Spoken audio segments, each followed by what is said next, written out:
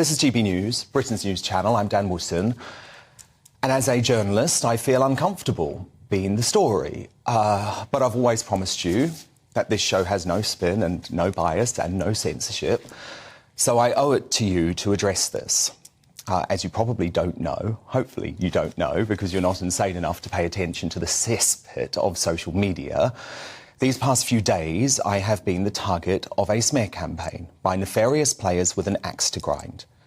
Notably by an ex-partner who I was, and this is something I've never spoken about and it's very difficult to talk about publicly, but who I was previously abused by, and who has been on a campaign to destroy my life. In the past, he has written to me confessing to being a, quote, psychopath, and I saw this firsthand when he threatened in writing to, quote, slit my throat, many years after we had broken up.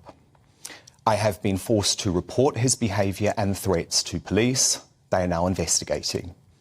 He has created an untrue story about me and appears to have been working with an organisation who are intent on closing down this channel, whose reporters include a convicted phone hacker.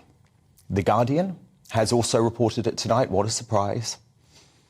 Other unspeakable slurs have been made by a convicted extortionist I have never even met, who has a long history of blackmailing gay men and was sent to jail for a number of years by a judge who said his behaviour was, quote, compulsive and provided a high risk to the public. I, like all fallible human beings, have made errors of judgment in the past, but the criminal allegations being made against me are simply untrue. I would like nothing more than to address those spurious claims. I could actually spend the next 2 hours doing so, but on the advice of my lawyers, I cannot comment further. That's why, by the way, I didn't say a word about Hugh Edwards.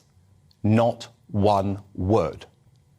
No tweet was deleted by me, despite the misinformation and lies perpetuated by Carol Vorderman. I didn't know the facts, and I wasn't going to weigh in until I did.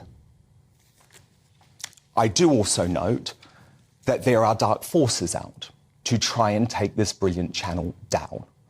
Whether it's Nigel's bank account, which we're going to hear about from him soon, Patrick's Twitter, Jacob and Lee's ability to speak out, Calvin, who is also here tonight, his right to have religious views, or Lawrence speaking out against the entertainment establishment. We have all found ourselves under attack.